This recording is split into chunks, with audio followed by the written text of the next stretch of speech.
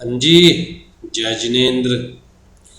Guys, आज हम लोग आपके बिजनेस कम्युनिकेशन का लेसन 3 स्टार्ट करने जा रहे हैं, which is basically comprehension of passage and art of summarising. Comprehension of passage मतलब किसी भी पैसेज को बहुत डीपली समझना, क्या लिखा हुआ है उसकी इंटेंशन को समझना, ऑथर की इंटेंशन को समझना, right. And art of summarising, मेरे ख्याल से यही मेन काम है किसी भी सीएस का। सीएस बनने के बाद रेगुलरली आपको लॉस से डील करना है, नोटिफिकेशंस पढ़ने हैं, ऑर्डर्स पढ़ने हैं, राइट, केस लॉस पढ़ने हैं, अपने क्लाइंट को सर्विस देनी है, या फिर आप कहीं भी जॉब करते हैं किसी कंपनी में तब भी आपका मेनली यही काम है।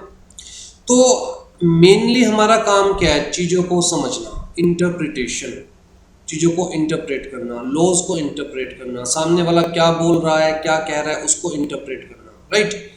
तो यहाँ पर आपसे यही स्किल्स के बारे में कहा जा रहा है, comprehension of passage and art of summarising, मतलब बहुत लंबी चौड़ी चीज़ों को पढ़कर उसको समराइज करना कि अल्टीमेटली ऑथर की इस पूरे पैराग्राफ के पीछे इंटेंशन क्या है, राइट। आ जाइए जी, लाइफ लॉन्ग आपको यही काम करना है, पढ़ना है, पढ़ना है और सिर्फ पढ़ना है, चीज़ों को समझना है, पढ़ना है, चीज़ों को समझना है। हाँ जी। Introduction. The word comprehension means the ability to understand what you listen और what you read. It is an exercise which aims at improving और testing one's ability to understand a language. तो जी, सामने वाला क्या कह रहा है या आप क्या पढ़ रहे हो उसको डीपली समझना, that is comprehension, right. In a comprehension test you are given an unseen passage. कोई भी चीज़ आप फर्स्ट टाइम पढ़ रहे हो, लेट्स से कोई पैराग्राफ फर्स्ट टाइम पढ़ रहे हो, और आपको वहाँ से चीज़ों को समराइज करना है। Basically this paragraph show the idea और mood concerning issue, their solutions that the author provides। तो ऑथर ने उन पैराग्राफ्स के अंदर क्या आइडिया दिया है या ऑथर का मूड क्या है वो लिखते हुए, किस इशू के ऊपर वो पैराग्राफ लिखा हुआ है, क्या प्रॉब्लम्स है, क्या सॉल्यूशंस है, राइट। तो बेसिकली कुल मिलाकर इस चैप्टर के अंदर आपसे आपकी कॉम्प्रीहेंशन स्किल्स टेस्ट की जाएगी, मतलब पैराग्राफ दिया जाएगा और भी बहुत सारी चीज़ें धीरे धीरे। ये तो फर्स्ट बेसिकली पार्ट है इस चैप्टर का, तो धीरे धीरे आगे चलेंगे। लेकिन फर्स्ट पार्ट क्या है? Comprehension of passage, right. तो इम्पोर्टेंट स्ट्रेटजी क्या रहती है टू सॉल्व कॉम्प्रीहेंशन पैसेजेस? कहता है read the passage as fast as possible. देखिए, हमारे पास एग्ज़ाम्स के पॉइंट ऑफ व्यू से टाइम बिल्कुल नहीं होता। जब हम एग्ज़ाम्स में बैठे होते हैं तो हमारे पास एक क्वेश्चन के लिए पूरा 1 मिनट भी नहीं होता, राइट। तो बेसिकली हम लोगों को जितना जल्दी हो सके उतना पैसेज पढ़ना चाहिए। तो इसका मतलब रीडिंग स्किल्स अच्छी होनी चाहिए। आप किसी भी चीज़ को फास्ट कब पढ़ सकते हैं? जब आपकी वोकैबुलरी अच्छी हो, राइट। जब आपको वर्ड्स के मीनिंग समझ में आए तभी आप उस चीज़ को जल्दी पढ़ सकते हैं। तो जितनी ज़्यादा रीडिंग करेंगे उतने ज़्यादा इस पार्ट में आप एग्जाम्स में स्कोर करेंगे। Get thoroughly involve with the paragraph to understand it. जब हम किसी भी पैराग्राफ को पढ़ रहे हैं, जैसे बिजनेस कम्युनिकेशन के अंदर हम कहते हैं जी, जब किसी के साथ हम लोग कम्युनिकेट कर रहे हैं, या फिर लिसनिंग स्किल्स के अंदर हम कहते हैं जी, जब किसी की बात हम सुन रहे हैं तो हमें अपने आप को 100% इन्वॉल्व करना है, राइट। तो इसी तरह यहाँ पर भी अगर आप कोई पैराग्राफ पढ़ रहे हैं तो आपको उसके अंदर अपने आप को 100% इन्वॉल्व करना है। बेसिकली उस पर्टिकुलर एनवायरनमेंट में अपने आप को डुबो देना है ताकि आपको एक्चुअल में गहराई वाला मतलब समझ में आए। Underline important lines or parts of the passage to answer the questions. It will also help to understand the main idea of the passage or the tone or mood of the author। तो passage को पढ़ते पढ़ते जो भी आपको लगे यार ये मेन या इम्पोर्टेंट वर्ड है उसको अंडरलाइन कर लो, इम्पोर्टेंट लाइन्स को अंडरलाइन कर लो। Try to translate a complex line in an easy one in your own words. तो जी जो कॉम्प्लेक्स, बट ऑब्वियस सी बात है, देखिए आपको ऐसा तो नहीं है ना कि सब कुछ बिल्कुल ईजी दिया जाएगा एग्जाम्स में। जब वो आपकी रीडिंग स्किल्स टेस्ट कर रहे हैं, स्पेसिफिकली कॉम्प्रिहेंशन स्किल्स टेस्ट कर रहे हैं, तो एग्ज़ाम्स में जो पैसेज आएगा वो इतना इजी तो नहीं आएगा। कॉम्प्लेक्स वर्ड्स दिए जाएंगे, राइट, जार्गन्स यूज़ किए जाएंगे, तो बेसिकली उनको आप अपनी लैंग्वेज में कन्वर्ट करने की कोशिश कीजिए, खुद की लैंग्वेज में समझने की कोशिश कीजिए। कब पॉसिबल है? जब आपकी वोकैबुलरी अच्छी होगी। लेकिन जब हम पूरा पैराग्राफ पढ़ रहे होते हैं, अगर हमें कोई स्पेसिफिक वर्ड का मतलब नहीं भी पता, तो पूरे पैराग्राफ को ध्यान से पढ़ते पढ़ते उस वर्ड का मतलब समझ में आ जाता है कि यहाँ पर इस वर्ड को किस सेंस में यूज़ किया गया, राइट। तो जी इसीलिए सबसे पहला पॉइंट कहा गया है कि पैराग्राफ को जब आप पढ़े तो भैया you must get involved in such paragraph. हाँ जी, this will help you in analysing the main idea of the paragraph and in seeking the cause and effects of the paragraph. Underline or mark the keywords. These will help you to discover the logical connections in the passage and help in understanding it better. Try to understand some certain unfamiliar words. तो जो भी आपको exams में paragraph मिलेगा, but obvious सी बात है उसमें unfamiliar words तो होंगे ही होंगे। कुछ ऐसे वर्ड्स तो होंगे ही होंगे जो आपने पहले कभी नहीं सुने होंगे या पढ़े होंगे, राइट। अगर आपको उनका मतलब नहीं समझ में आ रहा है तो पैराग्राफ के पूरे सेंस को समझने की कोशिश कीजिए, तो आपको उन वर्ड्स का मतलब समझ में आ जाएगा पढ़ते पढ़ते। The theme of the line will make you understand the meaning of the words. Determine the main idea, tone और मूड। मेन आइडिया क्या है ऑथर का, राइट। ऑथर किस टोन में लिख रहा है, एग्रेसिव टोन है, पैसिव टोन है, ऑथर का लिखते हुए क्या मूड होगा। इवन आपको मैं रियलिटी बताऊं तो हमें ऑथर का बैकग्राउंड भी पता होना चाहिए। अगर एक्चुअल में हम समझना चाह रहे हैं कि ऑथर ने किस पॉइंट ऑफ व्यू से लिखा है, तो उसकी साइकोलॉजी को समझने के लिए उसका बैकग्राउंड भी पता होना चाहिए।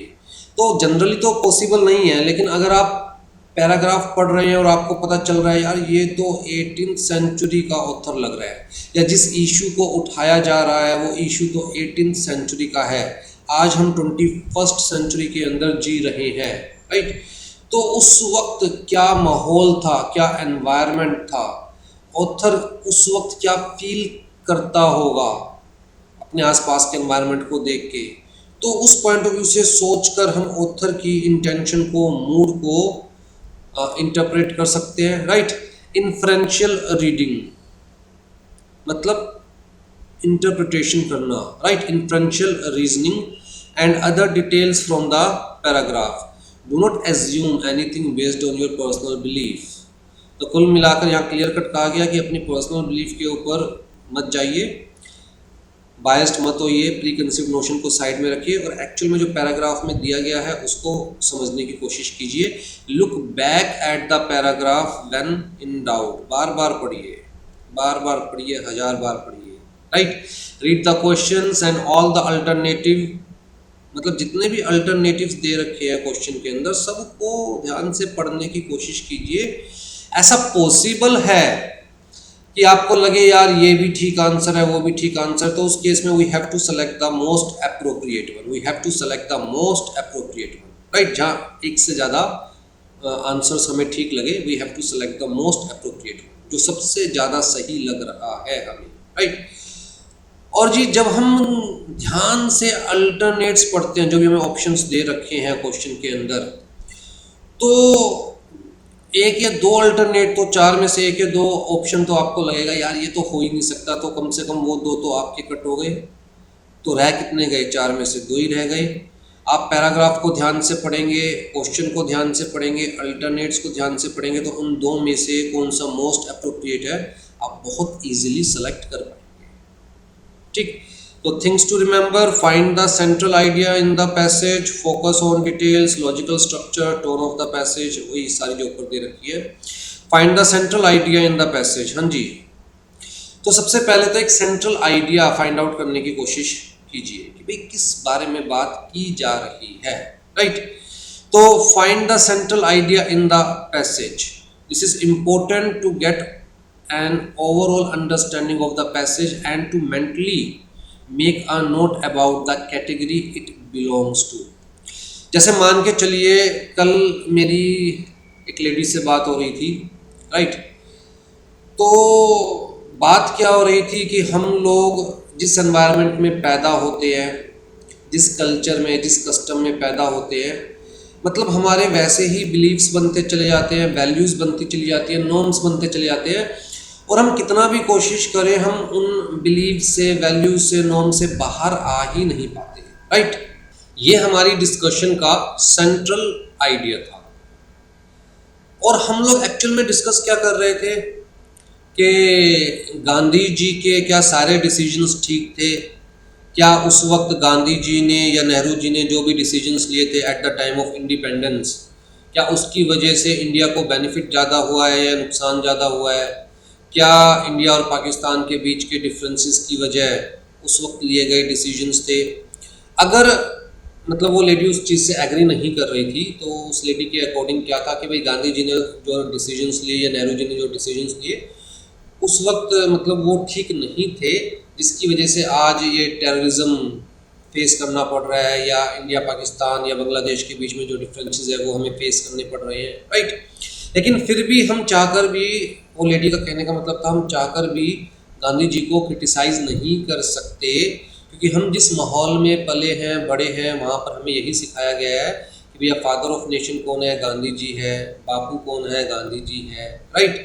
फिर जी वो बात को घुमा फिरा कर धर्म पे ले आई कि क्या एक्चुअल में किसी ने भगवान देखे हैं, किसी ने आज तक भगवान को नहीं देखा, या भगवान ने ये कहा था कि भैया तुम मेरी मूर्ति बनाना और मूर्ति की पूजा करना तभी तुम्हें पुण्य लगेगा वरना तुम्हें पाप लगेगा, कोई भगवान ऐसे कहेगा, राइट। लेकिन फिर भी वो लेडी कहती है हम जिस माहौल में पले हैं, बड़े हैं, हम चाहकर भी इस कंसेप्ट को इग्नोर नहीं कर सकते कि हमें मंदिर जाना चाहिए, भगवान की पूजा करनी चाहिए, भगवान का नाम लेना चाहिए। फिर जो भूत प्रेत पे आ गई कि भैया किसी ने आज तक भूत नहीं देखे, लेकिन फिर भी कहीं ना कहीं दिल में भूत का डर रहता है, अगेन क्योंकि हम उस एनवायरनमेंट में पले बड़े हैं जहाँ पर बचपन से हमें कहा गया भूत आ जाएगा, भूत आ जाएगा, राइट। तो एक्चुअल में इस सारी डिस्कशन का सेंट्रल आइडिया क्या था? सेंट्रल आइडिया ये था कि भैया हम जिस एनवायरनमेंट में पैदा होते हैं, बड़े होते हैं, उसी के अकॉर्डिंग हमारे नॉर्म्स हैं, बिलीव्स हैं, हमारी वैल्यूज़ है बन जाती हैं। बस इतना सा सेंट्रल आइडिया था। जो भी 1 घंटे, सवा घंटे की मेरी डिस्कशन उस लेडी से हुई, उसका सेंट्रल आइडिया ये था, राइट। तो किसी भी पैराग्राफ को पढ़कर सबसे पहले तो हमें एक सेंट्रल आइडिया फाइंड आउट करना है कि एक्चुअल में उस डिस्कशन का, उस पैराग्राफ का, उस टेक्स्ट का सेंट्रल आइडिया क्या है, ऑथर क्या कहना चाह रहा है, बात को घुमा के फिर आके ऑथर कहाँ पहुंचना चाह रहा है, right. The topic should be obvious to you in the first 5 lines. तो अगर आप ध्यान से पढ़ेंगे तो यहाँ पर लिखा हुआ है कि भाई फर्स्ट 5 लाइन्स के अंदर टॉपिक समझ में आ जाना चाहिए, बट ये जनरली मतलब ऐसा नहीं है, यूनिवर्सल ट्रूथ है, जरूरी नहीं है कि आ ही जाएगा फर्स्ट 5 लाइन्स में। इनफैक्ट कभी कभी तो टॉपिक को बार बार पढ़ के ये समझ में नहीं आता कि एक्चुअल में ऑथर चाह क्या रहा है, कहना क्या चाह रहा है, राइट। तो ध्यान से पढ़ना पड़ेगा। This help since when you solve the question, central idea अगर हमें समझ में आ गया तो भैया it becomes easier to eliminate options that are in a way not consistent with the central theme of the paragraph या passage, right. Focus on details. So sometimes questions in reading comprehensions might be related to extremely specific detail. जैसे कि अगर Indian population के ऊपर कोई आपको paragraph मिल रहा है या पैसेज मिल रहा है तो उसके अंदर हो सकता है डिटेल्स दे रखी हो कि 1947 में जब इंडिया आज़ाद हुआ तब इंडिया की इतनी पॉपुलेशन थी और ये रेशो थी मेल एंड फीमेल की, फिर जी आफ्टर 20 ईयर्स इतनी पॉपुलेशन थी, ये रेशो थी। तो ये जो चीज़ है कितनी पॉपुलेशन थी, क्या रेशो थी, ये क्या है, कहते हैं जी specific detail.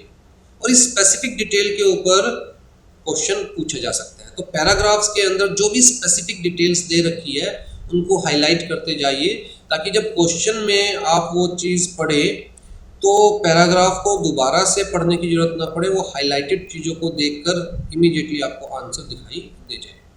In such a situation, questions are often direct and can be easily attempted. However, to do this, one must be able to sort all details of the passage without wasting too much time on skimming or reading the passage again. तो दोबारा पढ़ने की बजाय जब आप first time पढ़ रहे हैं आपको दिखाई दे रहा हो दिस इज अ फिगर, तो ठीक है इसे मार्क कर दिया, राइट। फिर नीचे दोबारा पढ़ रहे हो this figure is directly related to the above figure, तो ठीक है ऊपर वाले को मार्क किया नीचे वाले को भी मार्क कीजिए, right, so that we can make the comparison या we can create the relation. So it is advisable to note down some points that may feel important to you. You can do this while reading the passage. You will get a better hold of what is important and what is not as you practice more. तो ये तो बड़ी simple सी बात है, जैसे जैसे आप practice करते जाएंगे ऑटोमेटिकली आपको समझ में आने लग जाता है कि भाई किसी भी पैसेज के अंदर क्या ज़्यादा इंपॉर्टेंट है क्या कम इंपॉर्टेंट है। इनफैक्ट आप अगर नोट्स बना रहे हैं, स्टडी मैट को पढ़कर नोट्स अपने हाथ से बना रहे हैं, वो भी क्या है कॉम्प्रिहेंशन पैसेज या कॉम्प्रिहेंशन रीडिंग, राइट। तो बेसिकली उसके अंदर भी हम लोग क्या कर रहे हैं, उसके अंदर भी तो हम पूरी कहानी पढ़कर सिर्फ बेसिक थीम को समझकर चीज़ों को समराइज करके नोट्स के फॉर्म में लिख रहे हैं, वही काम तो कर रहे हैं हम, राइट।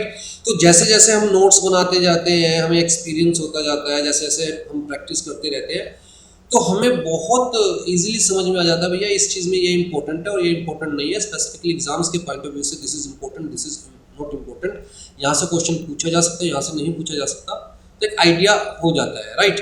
वो कब, जब आप प्रैक्टिस करें डेली बेसिस पर इस चीज़ की।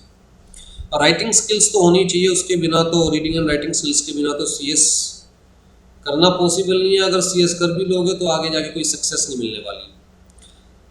हाँ जी, लॉजिकल स्ट्रक्चर, तो भैया कभी कभी लॉजिक्स के बेसिस पर क्वेश्चन पूछे जाते हैं, मतलब पैराग्राफ में जो दे रखा है वहां से कुछ भी डायरेक्टली नहीं पूछा गया। पैराग्राफ पढ़कर आपको क्वेश्चन पढ़ोगे आप और क्वेश्चन पढ़ के आपको लगेगा यार पैराग्राफ में ये चीज़ डायरेक्टली कहीं दे नहीं रखी, लेकिन पैराग्राफ से आपको लॉजिक्स फाइंड आउट करके आंसर सेलेक्ट करना होता है, right.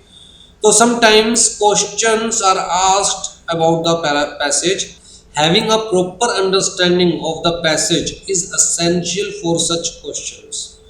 Always pay attention to the way certain words shape the passage. भाई कुछ words ऐसे होते हैं पैसेज के अंदर जो उस पैसेज को एक्चुअली में लीड कर रहे होते हैं, तो उन वर्ड्स का अगर आपको मतलब समझ में आ गया तो हम कह सकते हैं ओवरऑल पैसेज का मतलब समझ में आ गया। Moreover, questions such as what should be the most apt title, मतलब appropriate title for the passage, अगर आप पैसेज का टाइटल लिख सकते हैं मोस्ट अप्रोप्रिएट टाइटल, तो इसका मतलब आपको पैसेज की इंटेंशन, ऑथर की इंटेंशन, ऑथर का मूड, पैसेज की जो एक्चुअली में हम कह सकते हैं कि सेंट्रल आइडिया, वो सब समझ में आ गया if you can provide the most appropriate title for the passage, right.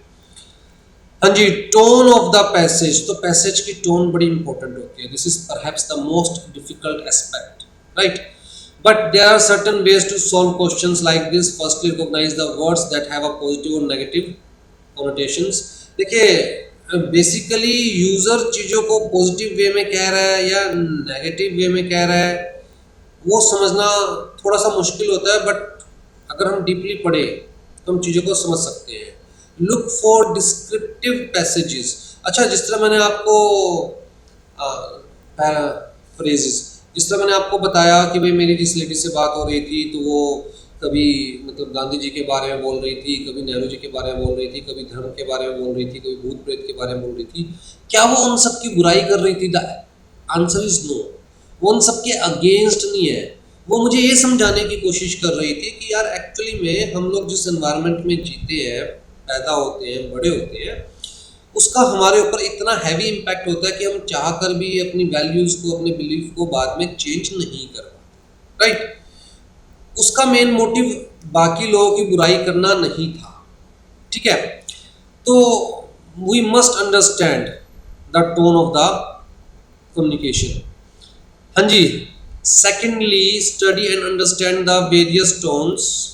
There are some of the most common tones, जैसे कि मतलब देखिए टोन्स में जाने का मतलब क्या है कि सामने वाला जो बोल रहा है रैशनली बोल रहा है या बायस्ड होके बोल रहा है, सामने वाला या ऑप्टिमिस्टिक है या फिर मतलब कंजर्वेटिव है, सामने वाला ह्यूमरस है, मतलब हर तरह से होता है ना, इंट्रोवर्ट होता है पर्सन, एक्सट्रोवर्ट होता है पर्सन, फ्रेंडली होता है पर्सन, राइट, केयरिंग वाली सेंस में बोल रहा है, टोंट मार रहा है, कॉम्प्लीमेंट दे रहा है। तो हमें एक्चुअली में टोन्स को समझना बहुत ज़रूरी होता है अगर हम सामने वाले के मैसेज को एक्चुअल में डिकोड करना चाहते हैं। ठीक, हाँ जी, रिक्विजिट स्किल्स, तो ये सारी रिक्विजिट स्किल्स है, वही लॉजिकल एबिलिटी, फ्लुएंसी, कहता है जी चीज़ों को इंटरप्रेट करने की पावर, इन्फ्लुएंस पावर का मतलब चीज़ों को इंटरप्रेट करने की पावर, समझने की power, analytical ability, reasoning ability, sentence construction and cohesion का मतलब आपस में चीज़ों को जोड़ना, ऊपर वाले पार्ट को नीचे वाले पार्ट से जोड़ना, that is cohesion, right. Reading speed, vocabulary power, working memory and attention, everything is required. हाँ जी, की टेक अवे मतलब क्या क्या स्पेसिफिकली दिमाग में रखना है। कहता है analytical ability, fluency and vocabulary skills are the key to reading comprehension. Being able to connect ideas, अगर आप आइडियाज को कनेक्ट कर सकते हैं, एक दूसरे सेंटेंसेस को कनेक्ट कर सकते हैं, तो आप होल पिक्चर को समझ सकते हैं। Reading allowed and talking about experiences can help building reading skills. मतलब एग्जाम्स में तो पॉसिबल नहीं है, लेकिन प्रैक्टिस करते हुए डेफिनेटली आपको अगर कोई चीज़ समझ नहीं आ रही है तो ये रियलिटी है, जब आप उसे थोड़ा सा जोर से पढ़ने की कोशिश करते हैं तो पता नहीं कैसे ऑल ऑफ द सडन आपको चीज़ स्ट्राइक होनी शुरू हो जाती है। और जब आप उस चीज़ के बारे में बार बार किसी से बात करते हैं तो यू गेन द एक्सपीरियंस, और आपकी जो अनफोल्डेड चीज़ें हैं वो जो फोल्डेड चीज़ें हैं वो भी अनफोल्ड होना शुरू हो जाती है, मतलब माइंड आपका अनफोल्ड होना शुरू हो जाता है, खुलना शुरू हो जाता है उस टॉपिक के ऊपर। हाँ जी, reading speed should be fast in order to scan. अच्छा, बार बार ये चीज़ कह रहे हैं कि reading speed should be fast, लेकिन उसके चक्कर में कोई इंपॉर्टेंट फैक्ट या कोई इंपॉर्टेंट चीज़ मत छोड़ दीजिएगा। फास्ट का मतलब बाकी चीज़ों को साथ लेकर चलते हुए फास्ट रीडिंग स्किल होनी चाहिए, मतलब कि आपको मीनिंग भी समझ में आना चाहिए, टोन भी समझ में आना चाहिए, ऑथर का मूड भी समझ में आना चाहिए, और पढ़ो भी fast, right. To scan and skim to summarise the major points of the passage. Paying attention while reading allows taking in more information, but obviously बात है, जिस चीज़ के ऊपर आप ज़्यादा टेंशन देंगे आप ज़्यादा इंफॉर्मेशन पैसेज से ले पाएंगे, राइट। और वर्किंग मेमोरी तो काम करती है, ऊपर वाली चीज़ याद है तभी नीचे वाली चीज़ से कनेक्ट कर पाओगे। आ जाइए जी, एक यहाँ सैम्पल क्वेश्चंस दे रखे, काफ़ी सारे दे रखे हैं, लेकिन मैं आपको एक कराता हूँ ताकि आपको समझ में आए किस पॉइंट ऑफ व्यू से हम लोगों को पैसेज पढ़ना है, कोई पैराग्राफ पढ़ना है। ठीक है, हाँ जी, it is an old saying that knowledge is power. ठीक है, तो ये एक पुरानी कहावत है, नॉलेज इज पावर। एक्चुअल में power is nothing but the knowledge, knowledge is power. Education is an instrument which imparts knowledge, और एजुकेशन के थ्रू हम नॉलेज देते हैं। नॉलेज कैसे मिलेगी, या तो एक्सपीरियंस से, एजुकेशन से। बच्चे को एक्सपीरियंस तो होता नहीं, तो उसे तो एजुकेशन के थ्रू नॉलेज प्रोवाइड करने की कोशिश की जाती है, राइट। तो basically education is the tool which is used to impart knowledge and therefore indirectly controls the power. तो कुल मिलाकर यहाँ से क्या कहने की कोशिश की जा रही है, knowledge is power, education is a tool to provide the knowledge, therefore education controls the power, education controls the power. तो कुल मिला के एजुकेशन इज द पावर, कुल मिला के education is the power, right. Education और नॉलेज दो अलग अलग चीजें हैं। Knowledge is the power, education is the tool to provide the knowledge, तो कुल मिला के एजुकेशन इज द पावर, ठीक। Therefore ever since the dawn of our civilisation, जब से हमारी सिविलाइजेशन है, persons in power have always tried to supervise and control education, क्योंकि एजुकेशन वो टूल है जिसके थ्रू नॉलेज प्रोवाइड की जाती है। नॉलेज पावर है, तो जो पावरफुल लोग हैं, मतलब लोग हैं जो पावरफुल पीपल हैं, उन्होंने हमेशा एजुकेशन सिस्टम को कंट्रोल करने की कोशिश की है। पावरफुल पीपल हैं जो persons in power have always tried to supervise and control the education, उन्होंने हमेशा एजुकेशन सिस्टम को, एजुकेशन का मतलब क्या है, एजुकेशन सिस्टम को कंट्रोल करने की कोशिश करी है, right. It has been handmade of the ruling class, it has been handmade of the ruling class, right. तो कुल मिला के जो भी रूलिंग क्लास रहा है, जिस वक्त जिसका राज रहा है, जिस वक्त जिसकी चलती रही है, जिस वक्त जिसके हाथों में पावर रही है, उसके हाथ की कठपुतली रही है एजुकेशन, राइट। उस वक्त उसके हाथ की कठपुतली रही है एजुकेशन, कहने का मतलब ये है, राइट। उन्होंने एजुकेशन सिस्टम को अपने हिसाब से मोल्ड किया, कहने का मतलब। कहता है ड्यूरिंग द क्रिश्चियन एरा,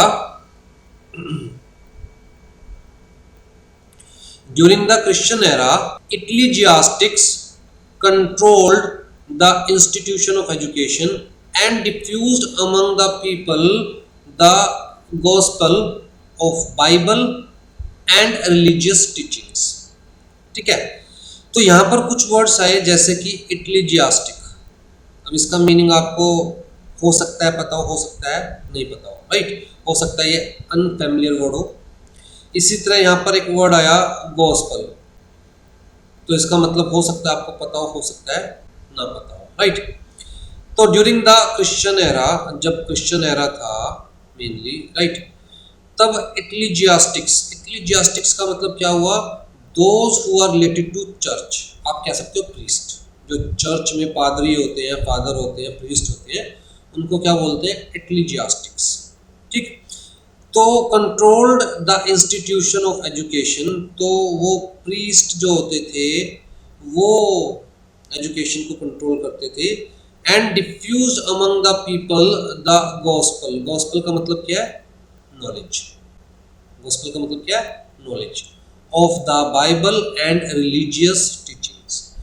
तो जी क्रिश्चियन एरा के अंदर बेसिकली जो प्रीस्ट होते थे, जो चर्च के कर्ता धर्ता होते थे, जिन्हें हम इक्लीजियास्टिक्स बोल रहे हैं यहाँ पर, राइट, वो लोग एजुकेशन सिस्टम को कंट्रोल करते थे। और वो लोग बेसिकली एजुकेशन सिस्टम में क्या नॉलेज प्रोवाइड करते थे, बाइबल की नॉलेज प्रोवाइड करते थे, रिलीजियस टीचिंग्स करते थे, राइट।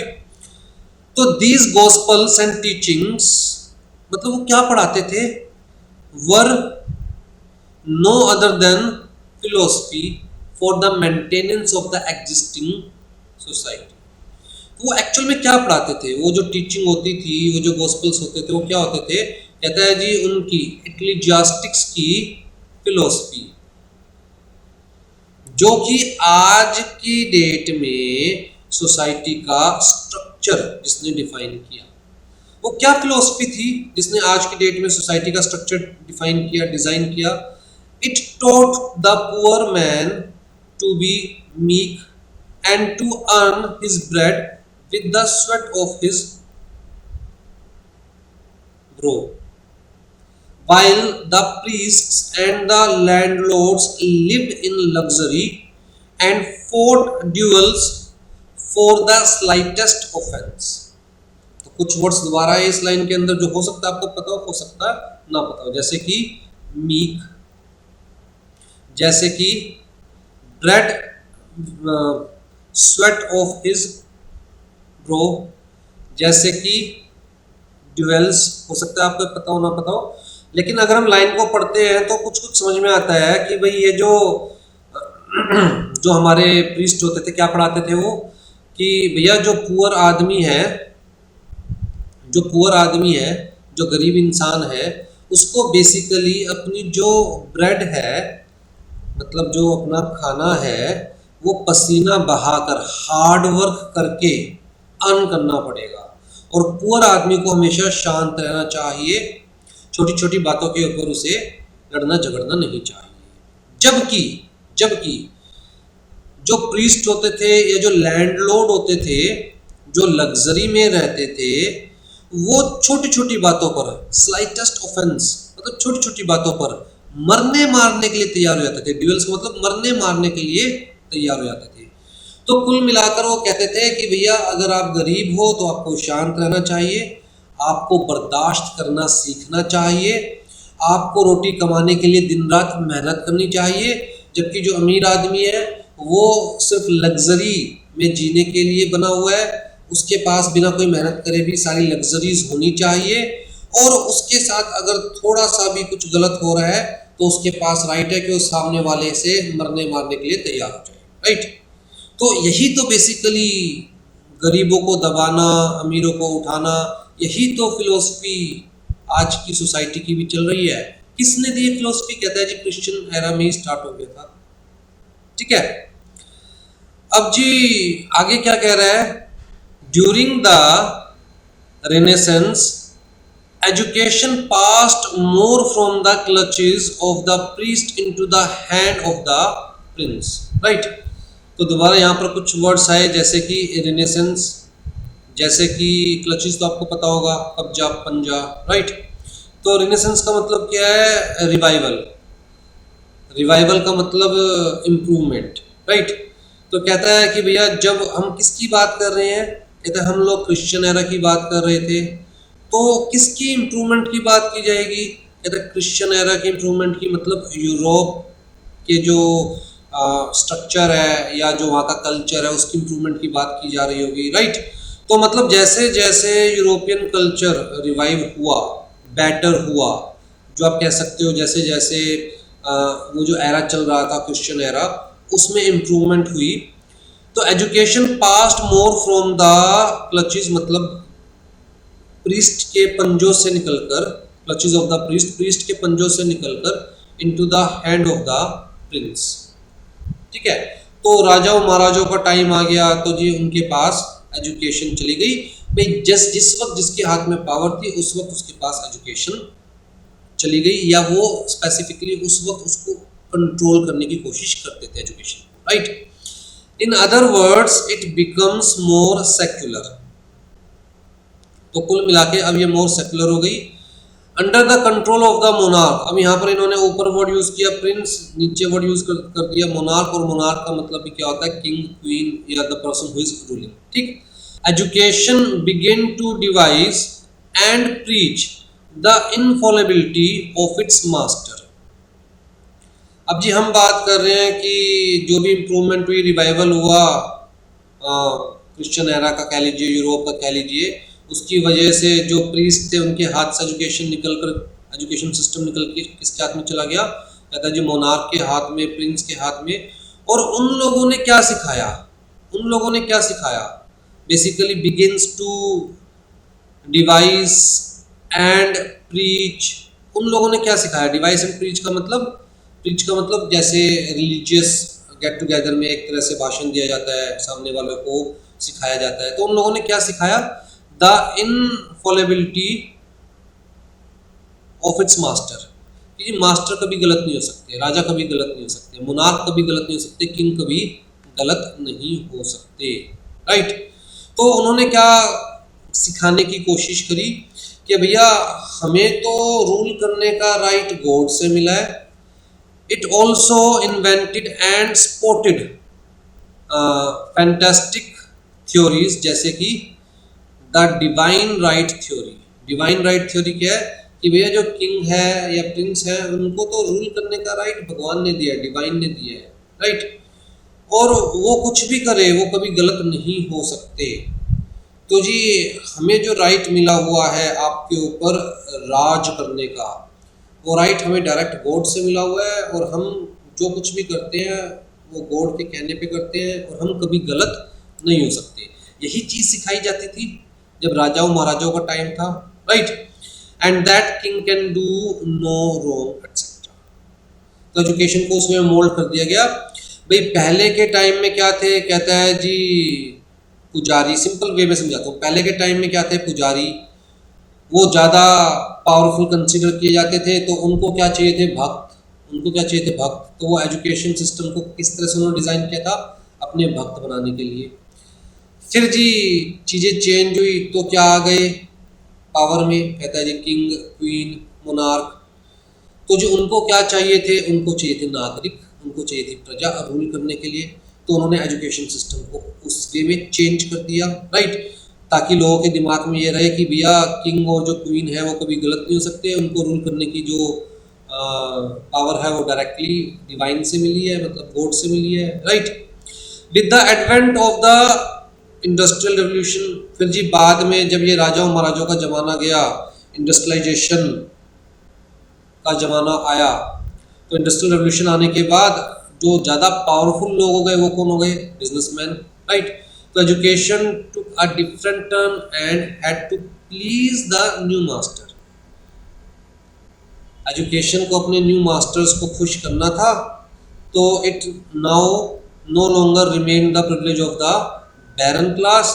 रूल करने वालों की जायदाद नहीं रह गया था एजुकेशन, बल्कि अब ये किनके हाथों में चला गया था? एजुकेशन सिस्टम कहता है अमीर लोगों के हाथ में, but was thrown open to the new rich merchant class of the society. तो जो न्यू रिच मर्चेंट क्लास थे, मतलब अमीर बिजनेसमैन के हाथ में एजुकेशन सिस्टम चला गया। अब जी बिजनेसमैन को क्या चाहिए था? नौकर, काम करने वाला। तो उन्होंने एजुकेशन सिस्टम को ऐसे मॉडिफाई किया कि भैया लोगों की सोच समझ खत्म हो जाए और वो जो पढ़े उनको लगे कि हाँ जी हमें तो नौकरी करने के लिए ही पढ़ना है, खुद बॉस बनने के लिए नहीं पढ़ना, हमें तो नौकरी करने के लिए ही पढ़ना है, राइट। तो उस पॉइंट ऑफ व्यू से लोगों को पढ़ाना शुरू कर दिया। तो कुल मिला के टाइम टू टाइम चीज़ें चेंज होती गई। The philosophy which was in vogue during this period, जो फिलोसफी इस वक्त चलती थी वो क्या थी? लेजे फेरे। लेजे फेरे का मतलब क्या हो गया?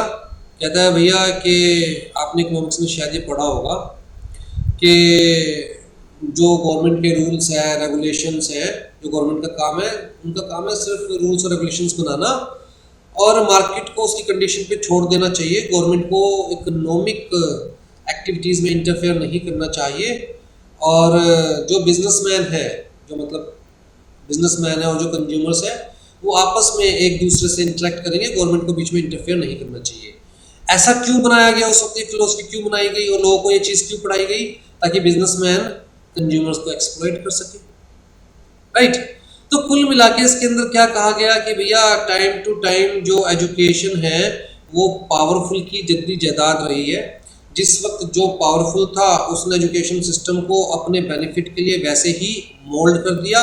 और मैं तो कहूँगा इवन आज की डेट में हम लोग उसी सभ्यता या परंपरा के गुलाम हैं जो कि ईस्ट इंडिया कंपनी ने इंडिया में चलाई थी।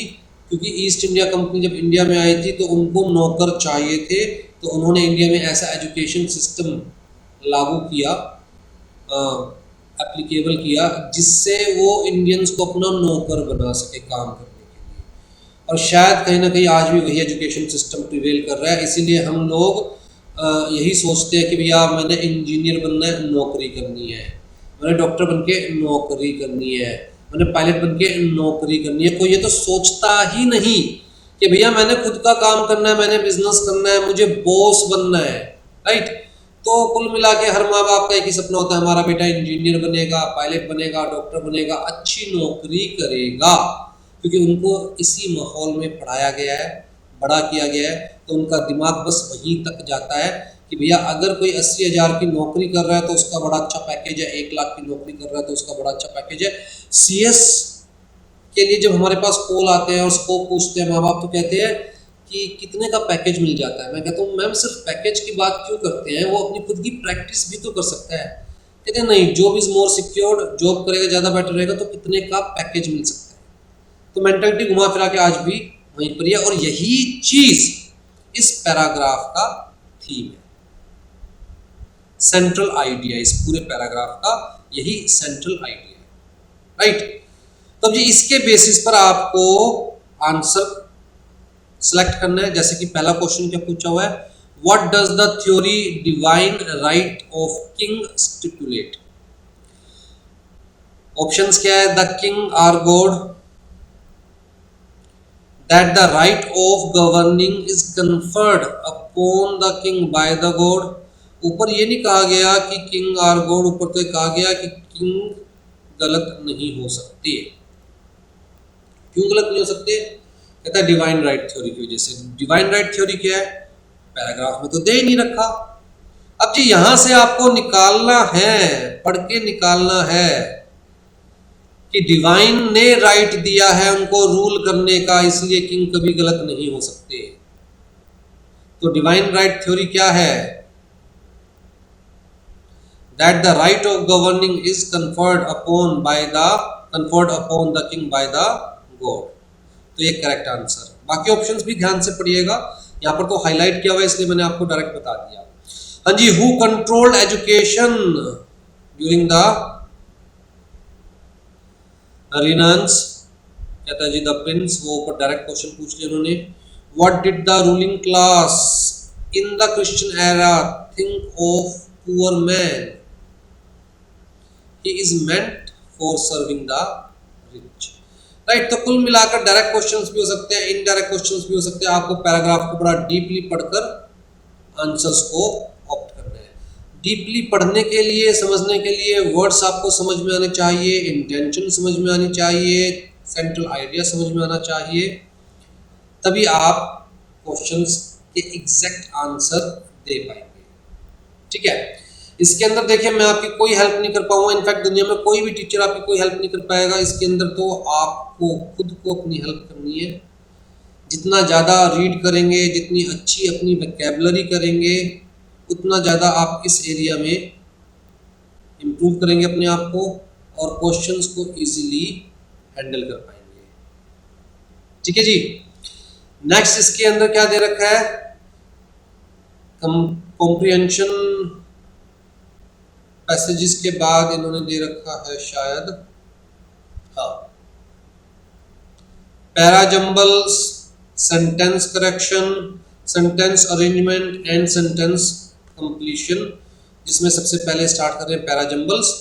नेक्स्ट क्लास में हम लोग ये सारे टॉपिक्स कवर करेंगे। ठीक है, प्रैक्टिस आपको अपने आप करनी है। बुक में देखिए काफ़ी सारे एग्जाम्पल्स दे रखे हैं, तो इन सारे एग्जाम्पल्स को आपको पढ़ना चाहिए। इससे पहले भी एक इन्होंने बीच में टॉपिक दे रखा है, आई थिंक पैराजम्बल्स वगैरह से पहले भी नहीं दे रखा। तो जी आपको सारे सेंटेंस खुद, मतलब सारे पैराग्राफ्स, सारे पैसेजेस अच्छे से पढ़कर और उनके बेसिस पर देखिए आंसर तो आपको खुद ही करने पड़ेंगे। ठीक, तो इसके अंदर आपको जितनी ज़्यादा आप प्रैक्टिस करेंगे उतना ज़्यादा इम्प्रूवमेंट होगी आपकी। चलिए जी, टेक केयर।